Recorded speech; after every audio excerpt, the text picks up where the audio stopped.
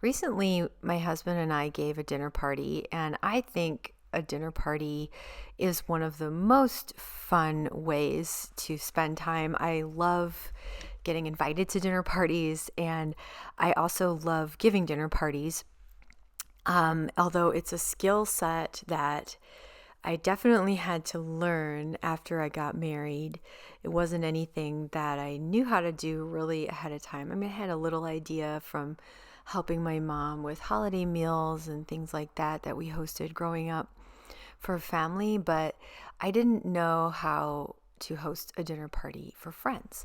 And so I thought in this video I wanted to share with you just what my process is for planning a dinner party now, and just kind of talk about hostessing in general and how things used to be and how things are now. It's kind of an interesting topic. So the first thing I want to mention is I remember my grandma and grandpa, they did a lot of entertaining at their home. They were like very classic 1950s era. My grandmother was a homemaker. My grandfather worked, and according to my aunt, almost every weekend my grandfather would invite people over and they would have a dinner, and they played a lot of cards. My grandparents had a ton of things for entertaining, and I actually inherited quite a few of them because when they passed on, I was the only one in my family that was interested in their dishes, and along with the dishes were all these interesting things like brandy carafes and cake platters and cake pedestals, and little matching shot glasses with a matching decanter. So I collected all these things at the time just because I thought they were pretty. And it's slowly over the course of my marriage, I have realized that all these things were used. I'm sure my grandma and grandpa used them for entertaining. So it's an interesting thing. I did not inherit their beautiful set of poker chips or their beautiful real nickel slot machine or their incredible pool table. But those were all part of, I think, their entertaining as well. So, but I did have all these things, and then I married a guy who's very naturally extroverted, and so he likes to give dinner parties, and I love the idea. I'm not naturally extroverted, but I did love the idea. So pretty much right from the start of our marriage, we would invite people around for dinner or brunch quite a bit. And I would say that the learning curve for me was pretty big. Like every time we had a meal, I would try new recipes for the dinner, and for years, I never thought about it. I was like, oh, this is a fun time to try a new recipe. Well, it's only a few years ago I got wise to, don't do that for a dinner party. Make something that you could make in your sleep practically so that you can relax. And I think back in the day, housewives would have had sort of a classic dinner party menu that they would know how to produce pretty easily and be pretty familiar with making, which brings me to another thing. I had a lovely chat with one of my lovely viewers recently, and she was sharing with me how she actually went to finishing school. And she's not that much older than I am. I would say we are contemporaries. Now, I remember when I was a child, my mother told me that my great aunt really thought I should go to finishing school. And she had come to my mother and suggested that I go to finishing school. And I guess my mom just thought, she couldn't imagine it in the 80s. It just seemed unthinkable, I guess, to her. So I did not go to any kind of a finishing school. But anyway, this lovely viewer of mine, she did go to, or her grandmothers took her through and taught her things that you would have learned at a finishing school. And I asked her about it, and she said, I love this. She said, I think it mostly teaches you to get over yourself, meaning it's a place to go and learn how to relax about hosting, because what you're going to do is just learn how to do it. So, speaking of which, as we continue our chat about the history of all of this finishing school stuff, what I'm doing here is this is the morning of our dinner party, and I've just come downstairs and I'm having my morning coffee, and I'm just writing out my list of things that I'm planning to do to get ready for the party. I have a lot of time because it's a Saturday morning and I don't have anything else to do but get ready for this party, which is great. And I'm just writing sort of the order of operations so I don't forget. And that is how I like to start my dinner parties. And I could either start, I could make that list at any time during the week. This particular time I made it right before I started moving around. And I do like to do things backwards, meaning I like to do the thing last, or do the thing first that comes last. So in this case, for a dinner party, the very first thing I like to do, and I do have the luxury of doing this because I have a dining room that's separated from where we can eat in the kitchen. We don't need the dining room all the time. So I like to set the dining room table first and just plan. And this is something that I learned from Ina Garten at some point. I've actually learned a ton about entertaining from her cookbooks. I absolutely love her. She's so helpful. But her tip was, one of them was, have the table set when your guests arrive so that they feel welcome. And this was a huge revelation to me. It's probably been 6 or 7 years ago now, that, you'd have people over and the table would already be set. And that was sort of my first inkling as to, doing things in advance. So like I said, I used to always be trying brand new recipes when we had people over that I wasn't sure they were going to work out. And then people would come and I would still be working. Like I would be running around cooking. The table wouldn't be set. And there'd be this sort of scramble of like, we didn't really have it worked out what we were going to do with our guests when they first arrived. Were they going to be, were we going to have snacks? We're going to offer them a drink. It was at the beginning, in the early days, it was, unstructured, shall we say. So back to my lovely viewer who was telling me how it was when she went to finishing school with her grandmothers. They were taught, when people come to your house, the first thing you always do is offer them a drink and maybe something to nibble on.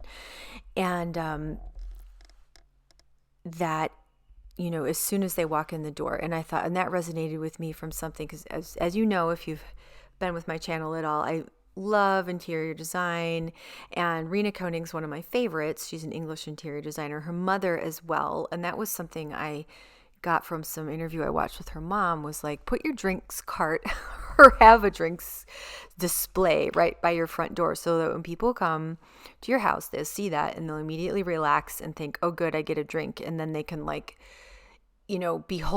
something to do before they have to start making small talk or meet people they haven't met before or whatever. So we do have a bar cart in our front hallway, and we've moved it. It hasn't really quite worked out. We can't really figure out the flow of that. So, but we do now have it down that as soon as people come to the house for a party, we offer them a drink right away, which seems pretty basic, but there it is. So before people come, the first thing I do is I get the tables all set up. I like to steam the tablecloths once they're on the table because they're so big that ironing them is just kind of a pain. I love to use cloth napkins, and we use them on a daily basis. And actually, I think that one complication with the dinner party in this day and age is, at least for me, and I would love to hear from all of you, but for me, I don't want my guests to feel like too out fancied. Like, I do like to have the table set the way our house is set up. There's no good place to sort of sit around with plates on your laps or anything. So we do end up using our formal dining room, which right off the bat is, kind of formal. You're in a dining room. We have to use tablecloths because our tables are a wreck underneath. They're not finished nicely. So the tablecloths cover all of that up, but that adds a certain level of formality. So then I like to always try to knock back all the formality. Like I'll use a checked tablecloth, which isn't as formal as like I do have some beautiful white heavy damask and linen tablecloths from my great aunt, who I think also probably gave a lot of dinner parties and probably formal ones too. But I won't use those, especially because unless it's a holiday like Christmas, because I don't want the feeling to get too over stuffy. And I think there's just kind of this balance in this day and age of if you're going to give a dinner party to not, you don't, at least I don't want it to be overly stuffy feeling, especially because I use real silver. I have my mother's silver set and I have my grandmother's, and actually I don't have any other silverware. That is our silverware, because our stainless steel things from when we were newlyweds, our everyday is just worn out and completely worn out, and we didn't replace it. We just started using silver. So that also ups the fancy factor. So I like to knock that back by mixing the two sets so that they don't match. And also, I'm also going to be using my grandmother's china and my mother's china. I don't have enough of either set for all of the people that we're hosting, so I'm using both. But I think it is fancy china, but I'm, since it's mismatched, that kind of adds to the more casual feeling. If I had enough everyday china, I probably might use that just so people don't feel so intimidated. But I don't think anybody did. Actually, no one seemed to even notice our plates, and that was the goal, right? You just want people to feel comfortable and welcomed and loved, and it's not about trying to impress anyone. So once my table was all set, I can really relax. Setting a table is something that, it doesn't take that much time really, but if you wait till the last minute, then it's like this stressful thing. Whereas it's Saturday morning, our guests aren't coming till evening, and I am going to get this table all set up and ready to go and have it just so. And like I said, I like to use cloth napkins, which I know is another thing that can feel a little bit stuffy and fancy and formal. So the ones I have are gingham checks, and they're just, or stripes. They're from Walmart. They're the Pioneer Woman. She makes some really nice tablecloths, tablecloths and napkins. Very fun and cheerful. And so I have napkins that are also, they're a fun, happy mix. They don't match. They're not matchy. My lovely viewer who was telling me about her finishing school said that she will actually leave her cloth napkins unironed, and when she sets her table for dinner parties, because she feels like that just makes them casual enough that people aren't like, oh, oh. Now, I actually did iron my napkins for this one, but in the future I might take that tip because I think that's a pretty cool one. The other thing I like to do kind of first is make sure I know what I'm going to wear. I won't put it on because I'll be cooking and stuff, but so at the end when I'm all done, I can just know what I'm going to wear and put it on.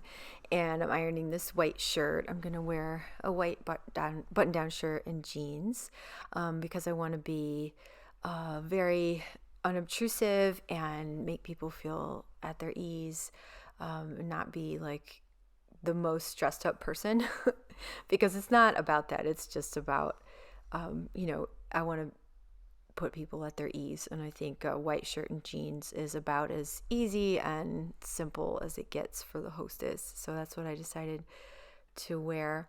But the main thing is just so that I've done plenty of parties where I'm slaving, working like crazy, and then at the last minute, like everything's ready and I have no idea what I'm going to be wearing, and people are ringing the doorbell and I'm upstairs like frantically changing my outfit again and like sweating and crying. Please tell me I'm not the only one who's gone through this.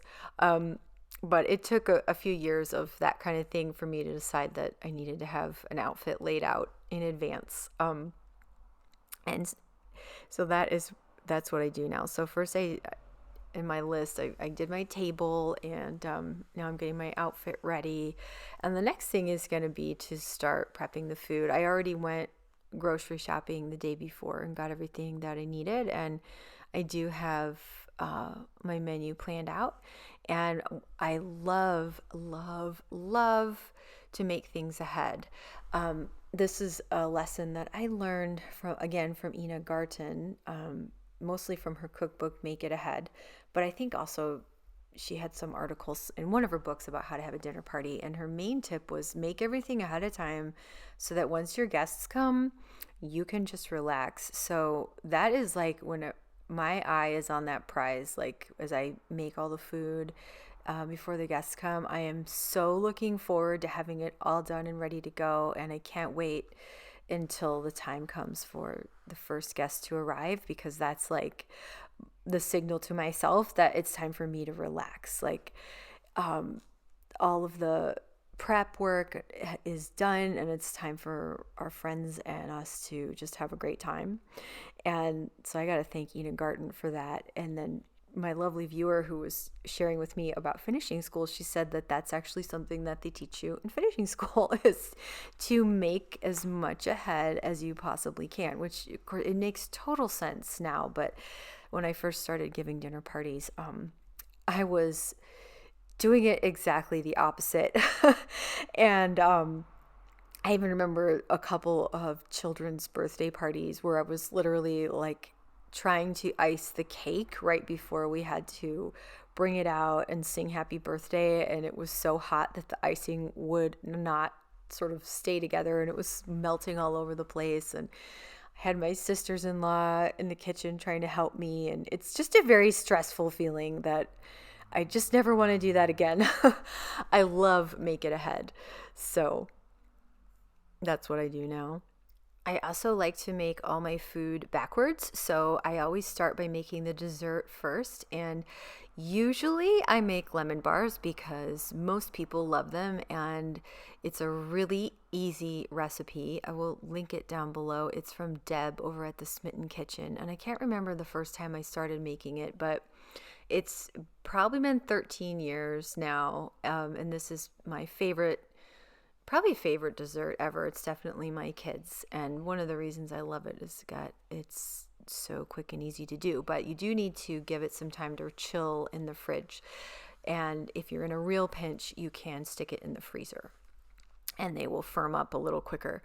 So I make the dessert first, and then after that, I will make the appetizers. And I was feeling really inspired. I was thinking back to when I got to study abroad in Spain, and so I actually Googled like what a charcuterie platter from Spain would look like just to get some visuals, and I decided to make the charcuterie platter of hors d'oeuvres. I do love to have hors d'oeuvres. I don't think it has to be fancy.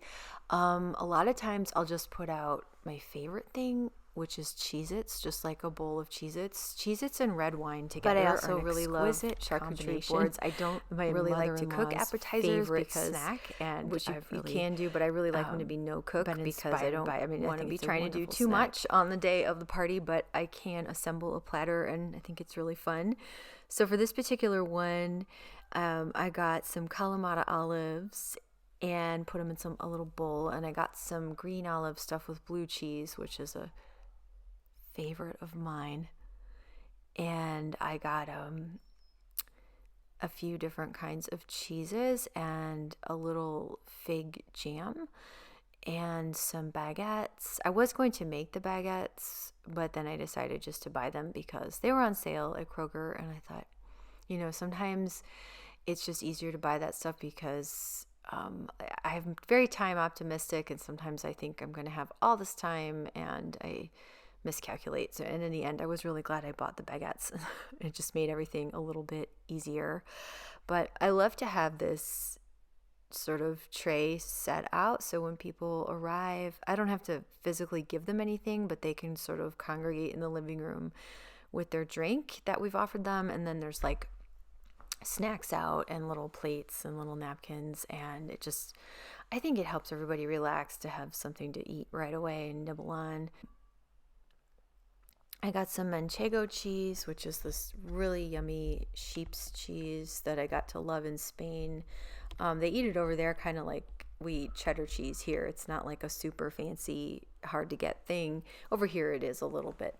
And then I got some brie cheese that looked really good. I usually actually do my grocery shopping at Walmart, but our local Kroger has a really great cheese and meats section. So I went there because I knew they would have kind of what I was looking for, and they did. They had some really neat little delicious salamis, and they had the manchego cheese, and they had the brie, and I got a little wedge of blue cheese because I also love blue cheese, and then I put out some Cabot extra sharp cheddar as well, just in case, because not everybody likes the exotic sharp fancy cheeses, and so I think it's nice just to have a good old standby, again, just so people don't feel like you've got all this weird food, or if the kids.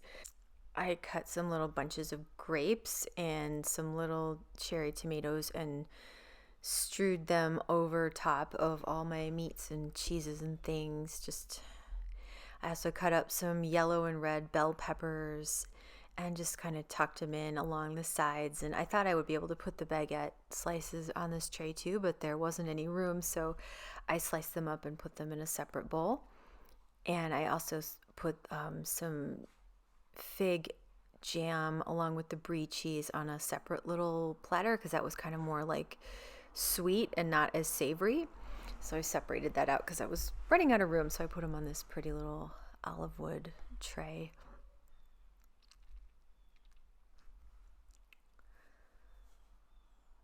There's my finished platter.